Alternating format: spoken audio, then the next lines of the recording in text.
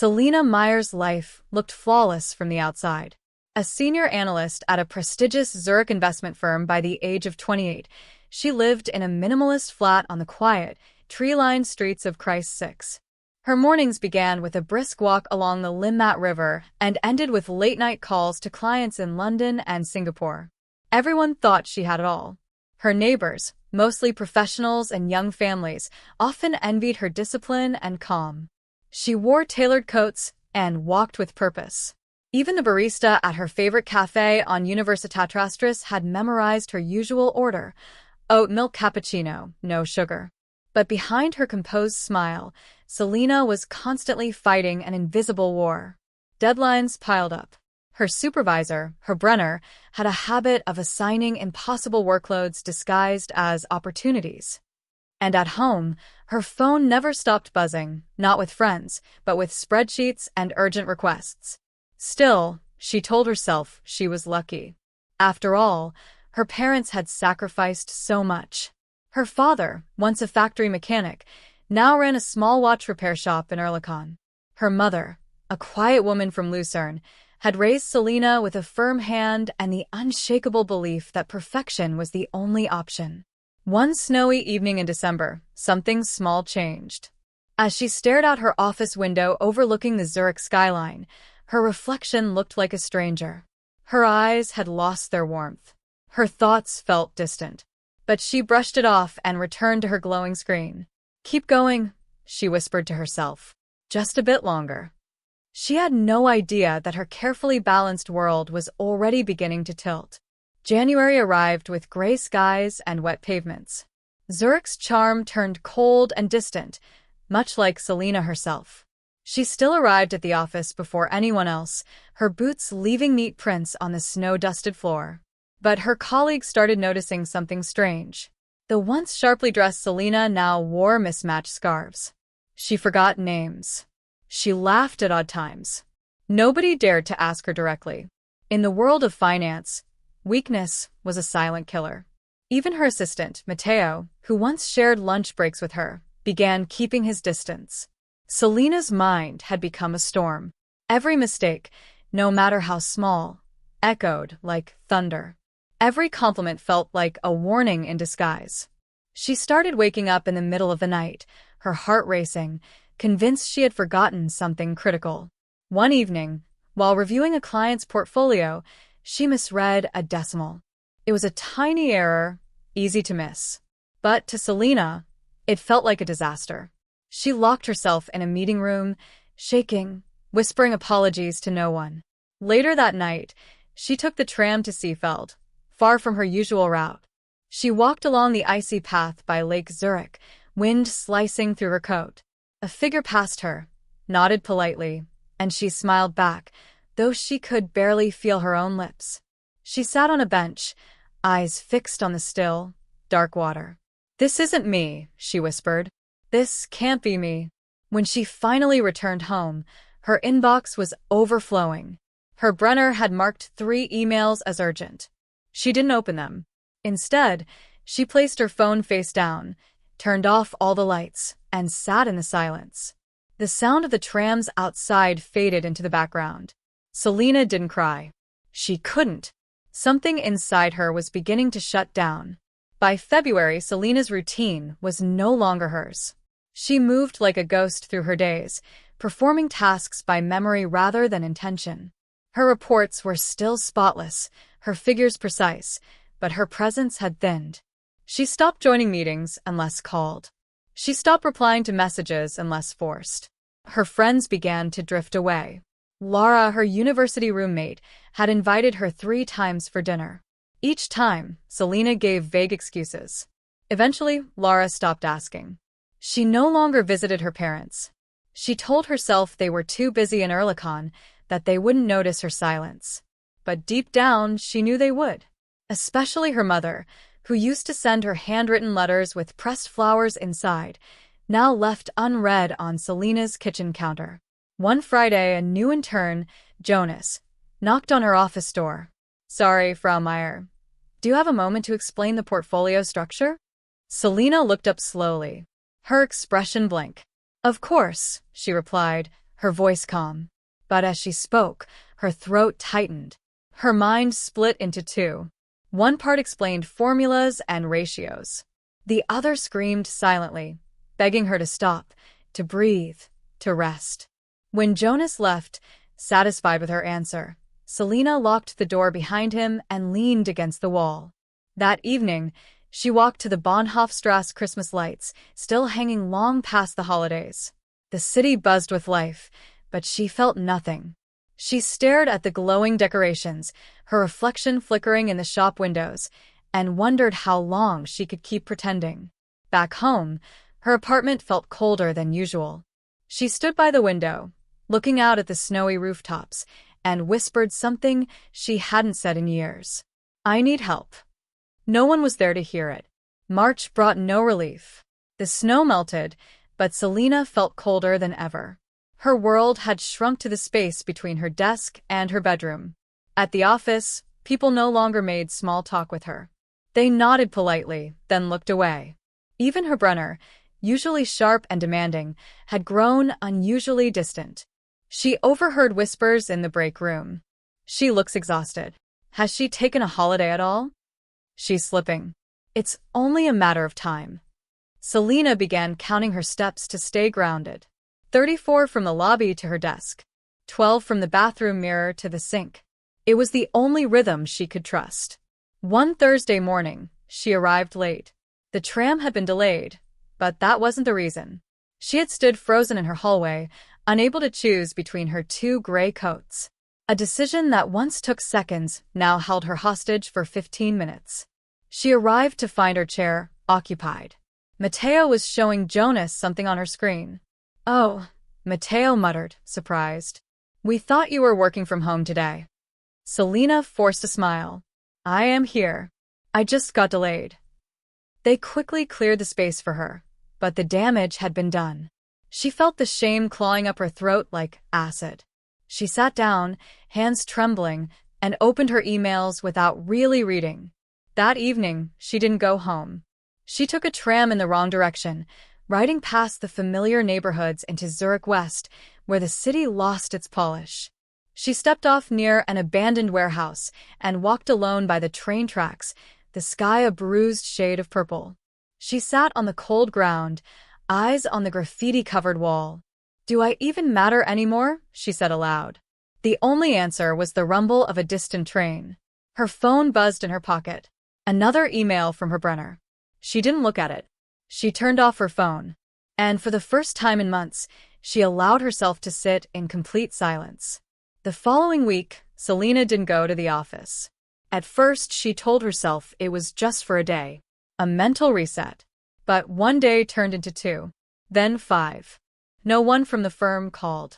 Her phone remained silent except for automated emails and useless calendar reminders.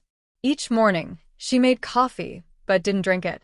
She let the cup grow cold in her hand, the steam rising like time slipping away. Her apartment grew darker with each passing day. Curtains stayed shut. The lights remained off unless absolutely needed. Dust gathered on her bookshelves. Her fridge, once neatly stocked, now held nothing but expired yogurt and a half-empty bottle of sparkling water. She avoided mirrors. Her reflection had begun to scare her, sunken eyes, lifeless hair, a stillness that didn't belong to someone alive. Then came a letter. It arrived in a plain white envelope, slid beneath her door. She recognized the handwriting immediately, her mother's. Selina stared at it for hours before opening it. "My dear Selina, we haven't heard from you in a while. We're not angry. We're just worried. Please come home, even just for a day. Your father checks the tram schedule hoping you'll appear. I still make rosti on Sundays, just in case. You don't have to talk. Just be with us." The paper trembled in her hands. She almost went. She even pulled out her overnight bag and placed it by the door. But when morning came, she stayed in bed, staring at the ceiling, frozen by something she couldn't name. Later that day, she walked into the bathroom and turned the tap on. She watched the water flow without touching it. Then she looked up, directly into the mirror. She didn't blink. She didn't recognize the woman staring back. Selina didn't leave the flat for 3 more days. The outside world became distant, like a film playing behind thick glass. She heard the tram bells, the footsteps in the hallway, but they no longer meant anything. Her mind was not silent. It was louder than ever, a constant stream of guilt, doubt, and echoes from old conversations she couldn't stop replaying. "You're brilliant, Selena. You've never let us down. She's the future of this firm." Now those words felt like stones, weighing her down. On Sunday evening, she received another message, this time from Mateo. "Hi, Selena. Just wanted to check in. Let me know if you're okay. No pressure."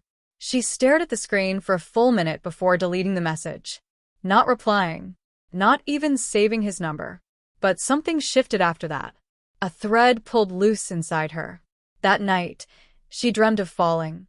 Off a rooftop, into a crowd, faceless people watching but doing nothing. She awoke gasping for air. And then Monday came. She dressed in silence. Wore the same black coat she hadn't touched in weeks. Brushed her hair. Applied mascara with a steady hand. She arrived at the office at 8:04. The receptionist blinked in surprise but said nothing. People turned as she passed, like watching a ghost return to the living. Selena walked straight into her Brenner's office without knocking. He looked up. "Frau Meyer, I need to speak," she interrupted. "Now." She didn't wait for permission. She closed the door and sat down, her voice steady, her heart chaotic. "I'm not well. I haven't been for some time. But I've been pretending I was." Silence. Her Brenner adjusted his glasses, clearly unsettled. "What exactly are you saying?" "I need time," she said. "Not a week off. Not a break." "I need real time. Or I won't survive this job." "I won't survive anything." He stared at her for a long moment. Then he nodded, slowly. "Take what you need, Selena.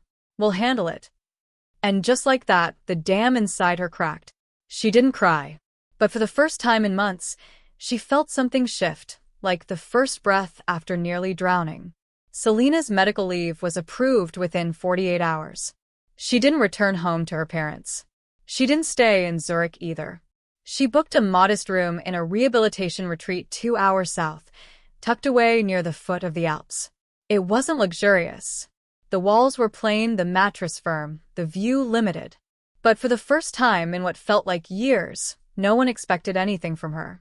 The first group session terrified her. She sat in a half-circle of strangers, some younger than her, some much older, all looking just as hollow and heavy as she felt. When the counselor asked who wanted to start, no one raised a hand. Then a woman with red-rimmed eyes spoke. "I used to think if I worked harder, everything would make sense. Now I'm here because I forgot how to sleep." Nods followed. Another man added, "I haven't smiled in 3 years." And then it was Selena's turn. She looked down at her hands, then at the floor, then back up. "I thought being good at something meant I was okay. I thought I had to be impressive to be loved." The words came slowly, as if dragged from her bones. "I'm scared I don't know who I am if I'm not performing." There were no gasps, no pity, just silence. Understanding. The kind of quiet that felt safe. Days at the retreat followed a routine: group therapy in the morning, individual counseling in the afternoon, long walks through pine forests in the evenings. Selena resisted at first. She rolled her eyes during breathing exercises, stayed quiet during workshops. But over time, her shoulders lowered. Her jaw unclenched. She started listening. She wrote in a journal every night. Some entries were just one sentence. Others were pages long. One evening, while walking alone near the edge of the woods, she saw a deer. It didn't run. It just watched her. Curious. Still. And she whispered to it, "I'm still here." 6 weeks later, Selena returned to Zurich. She stepped off the train at Hauptbahnhof wearing a dark green coat and no makeup. The station bustled with its usual rhythm, people rushing, suitcases rolling, announcements echoing above. But Selena moved differently now. Slower. Straighter. Each footstep deliberate. Her flat, dusty and untouched, still held the silence of absence. She opened all the windows. let the air sweep through like a cleansing tide. She found her old work bag still hanging behind the door. She opened it. Inside was a business card, Mateo's. She paused. Then set it aside. Instead of calling him, she wrote a letter. No return address. No date. Mateo, I don't know if I'll ever thank you properly for what you tried to do. I wasn't ready to be found, but you reminded me I exist. That was enough. She folded it and placed it in a drawer. Perhaps one day she'd send it. The next day, she walked to her parents' flat in Enge. Her mother opened the door, eyes widening. Selena? Selena nodded once. I can't stay long. But they didn't ask questions. Her father made her tea, her mother cut fresh bread. They sat at the table and talked about the weather, about the tram delays, about nothing important, and everything that mattered. It felt like forgiveness without saying the word. Later that week, she walked past the office. Just walked. She didn't go inside. She stood across the street and looked up at the windows she once stared out of every evening. Someone else now sat at her old desk. She smiled faintly. On the tram ride home, a child sat across from her, swinging his legs. He stared at her, bold and unafraid, then said, "You look like someone who used to be a superhero." Selena raised an eyebrow. Used to be. The boy shrugged. Maybe you still are.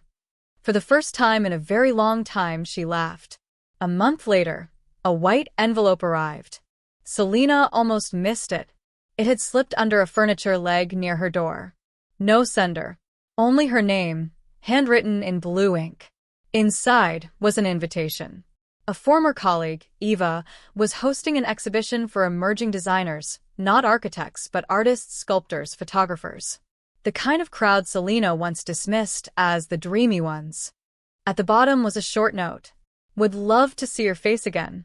It's casual, no pressure. Come if you want. Eva. Selena held the card for a long time. She hadn't attended a public event in nearly a year.